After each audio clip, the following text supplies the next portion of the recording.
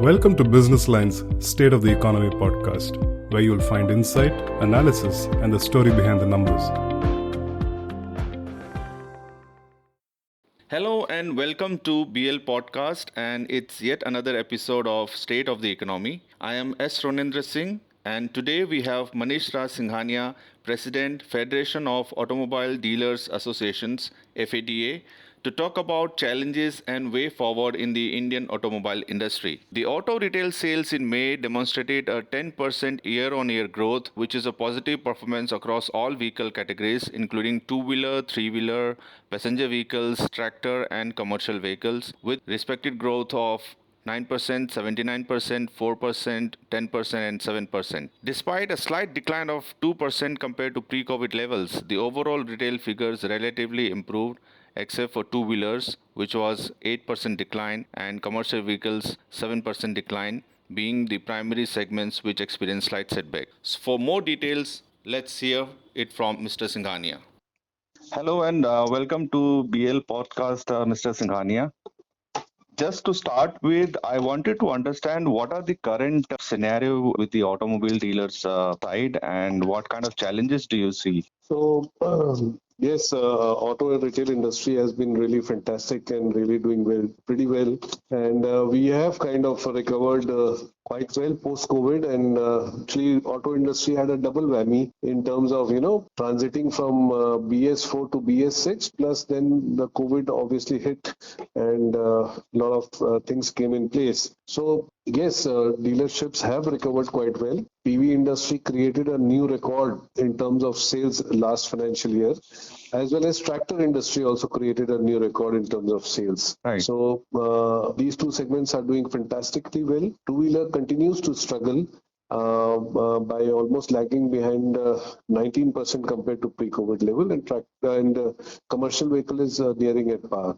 So while all these kind of challenges the dealership has been facing and has overcome, and looking at the new financial year that has come in line, we do see a few things that we really need to take care of. First, I would really highlight on the inventory management now, because especially for the passenger car dealers, there's a kind of misbalance between the fast moving and slow moving stocks. So kind of OEMs are billing low variant models which are readily available with them and which require lesser semiconductors, and the actual demand is of higher variants. That continues to be in heavy booking with the dealerships.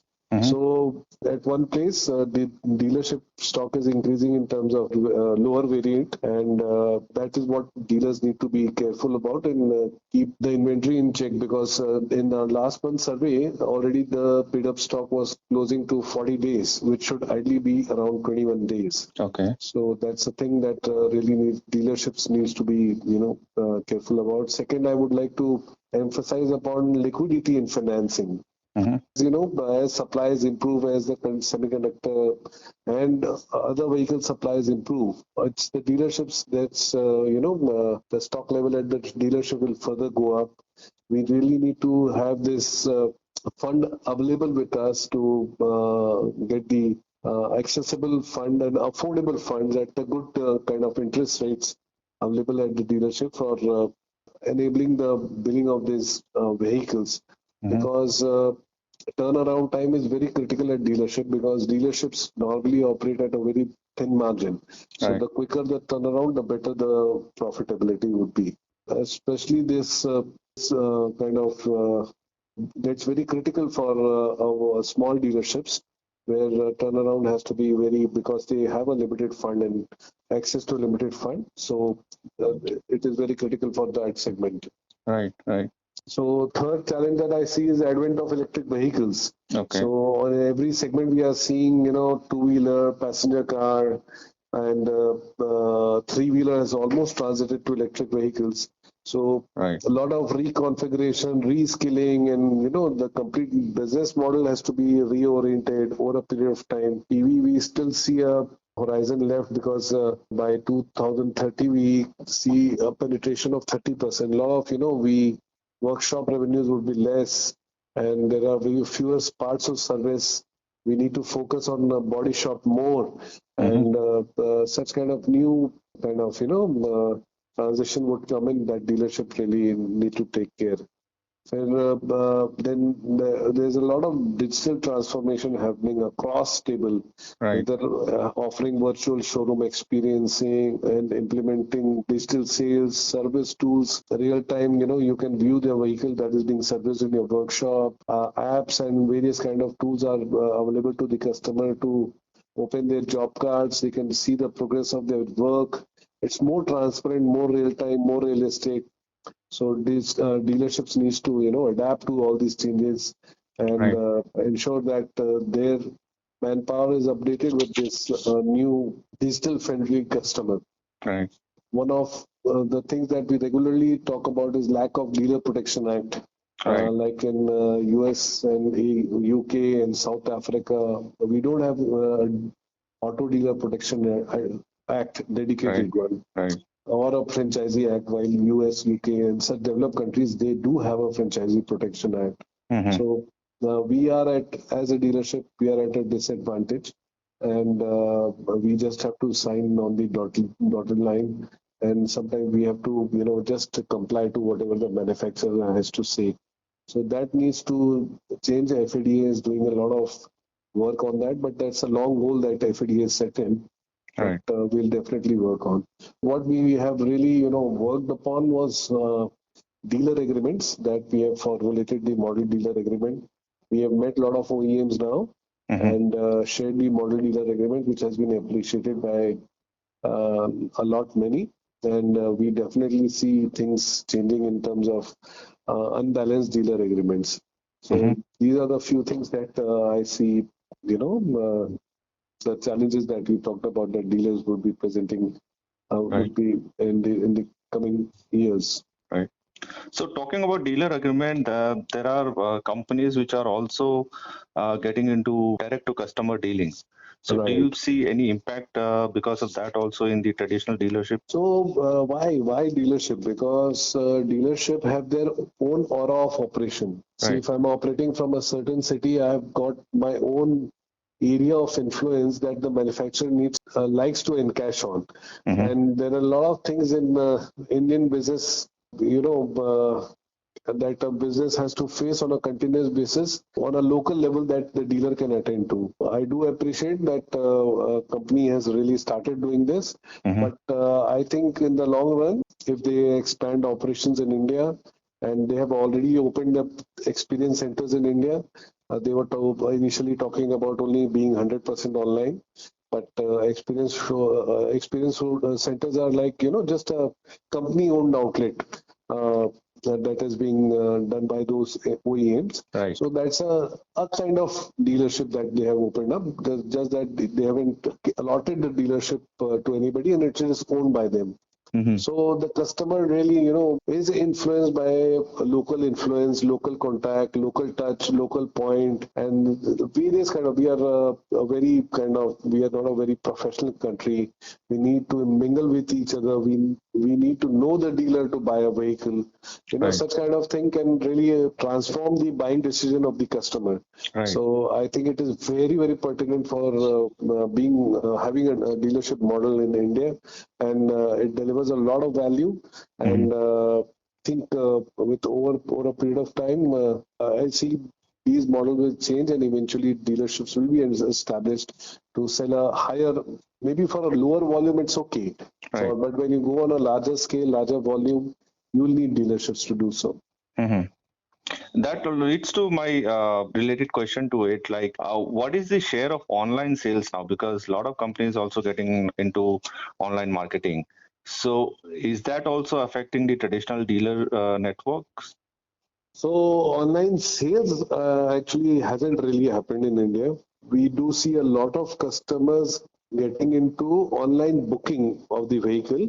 But while doing so, they might have experienced the vehicle beforehand at maybe a friend's place or a relative's place or an existing customer's vehicle. Or maybe they might have visited the dealership before, booking the vehicle online. But Okay. the complete sales process being online, I don't think any company is offering. They have various companies had in various times come out with various schemes to promote online booking and online sales. Mm-hmm. But somehow the other, like I don't think they have been very successful. It was a mixed bag of response with dealers pushing the online booking so that the customer could get higher incentive or a higher benefit. Mm-hmm. Because the OEM was offering a higher benefit or a higher scheme while booking the vehicle online or getting the vehicle delivered through online booking. Right. So I think that is a long way to still to go in India. I don't think customer because it's a very personal thing. After it's a major investment for a customer after buying a house. Maybe buying a house, I think it's the second or a third, or after education, this should be the second or third largest investment in a person's life. Right. So nobody wants to go for a just trial and error method. They want to be certain what they are going to invest in, what they are going to buy, what they are going to own, what they are going to drive. So it's a very personal experience, and I think online complete sales is still a long way to go in India. Can you tell me what is the share of online right now, sales right now? Is there any kind of numbers or figures on that? No, sale again, I would say there is no data to say, Okay. but sale would be very minuscule. I don't think it would be much below 5% or 3% or something like that. Okay. Okay. Sales is hard. Sales is not happening. Which you please tell me which company gives you online sale option, booking Right. option, everything. But finally at the dealership, dealers are ready to give you a test drive at your home also. But Right. that experience of that vehicle is required. Right. So coming back to the industry again, we have seen 10% growth, year-on-year growth during May. But as compared to pre-COVID levels, as shared by FADA, the numbers still not equalized there yet. When do we see the sales will surpass the pre-COVID levels, or at least come to the similar levels? So I think yes, we are still down by 2% in the month of May compared to pre-COVID level. But actually, what is draining out the complete automobile sales is the two-wheeler segment. Mm-hmm. Two-wheeler segment has not been able to perform well. And it has been, only in the festive months or the marriage season months we see a spike in two-wheeler sales. Otherwise, it continues to pull down numbers, and exactly pulls down the two-wheeler number. That we need to understand. It is we have been consistently talking about the Bharat, the rural market, that has really not recovered from the pre-COVID level. From the COVID times, there was a lot of stress, a lot of money lost in terms of treatment, a lot of money lost in terms of unemployment. So these things have really taken a lot of migration, remigration happened to their native towns. So all these has taken a huge toll in individual rural households. Mm-hmm. And even though we had good monsoons last couple of years, decent monsoons, I should say, and in government rolling out works in terms of Manrega and support price for farm products, that has been good. Recently, they have also increased the support price.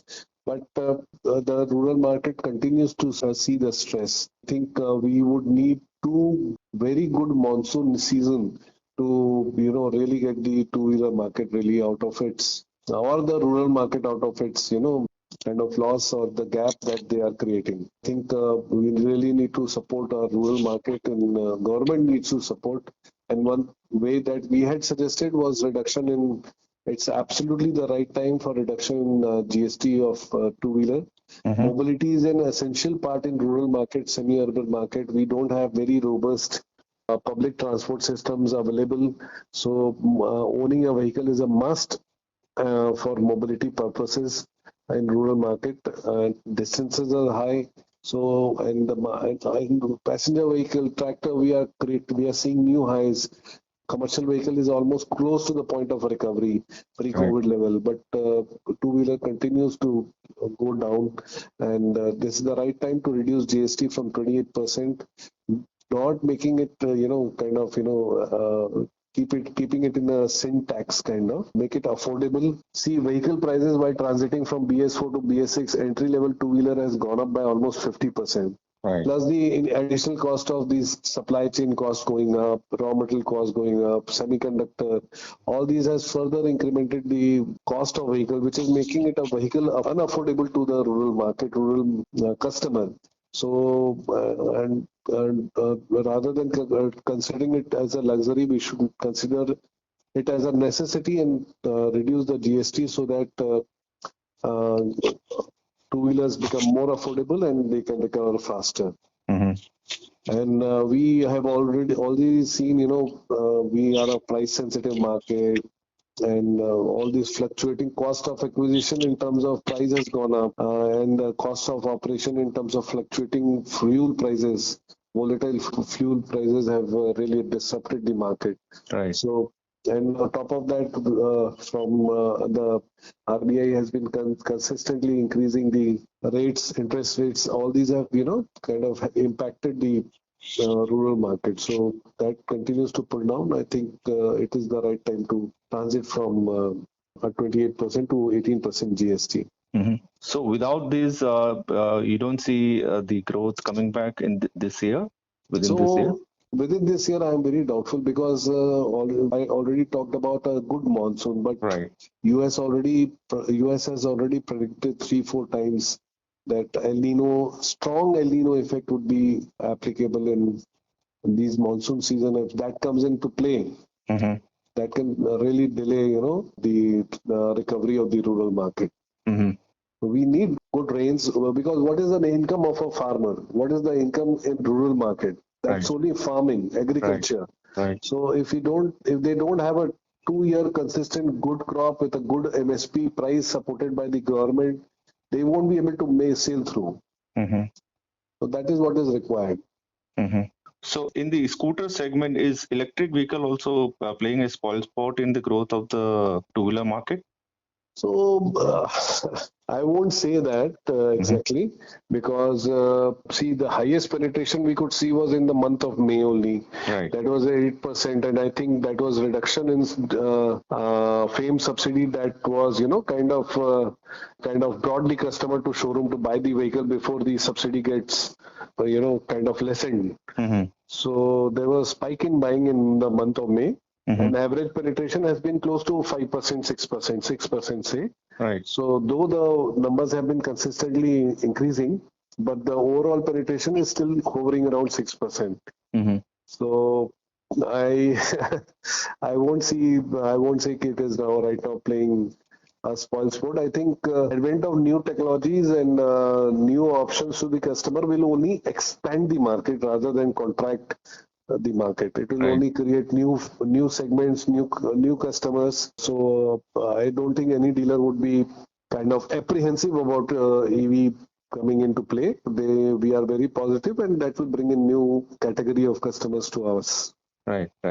Would that also lead to the expansion of dealerships? And what kind of dealers network do we expect in the next few months? Yeah, definitely. That is definitely there. See, Indian automakers go by a certain kind of, benchmark wherein, a dealer should, in a certain area, should sell average, depending on the OEM, this number of vehicle, and they normally tend to appoint another dealer when that benchmark is breached. So that to be able to provide another dealership, which may go to the existing dealer or a new person, that's a different matter. Right. But to give a better approach and serviceability to the customer, they continuously appoint new dealers. So I think the first what FADA propagates is the first right to refusal should always go to the existing dealer because he or she has been cultivating that market and developing that market.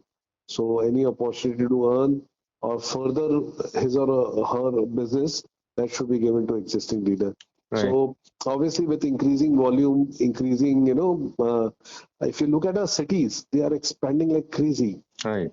Especially city areas, they have been expanding and they've been growing. So with growing cities, new boundaries coming in, so customer needs to be serviced at various places. New pockets, new markets, new economic centers will come in. New commercial hubs will come in.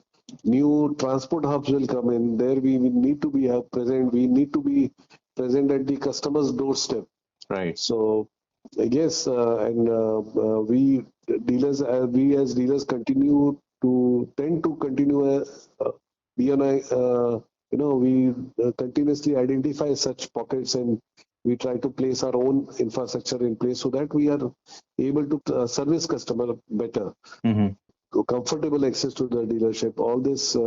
And nowadays, with the advent of digital technologies, OEM also now understands and appreciate the requirement of smaller infrastructure rather than, going gung-ho and, building Taj Mahals.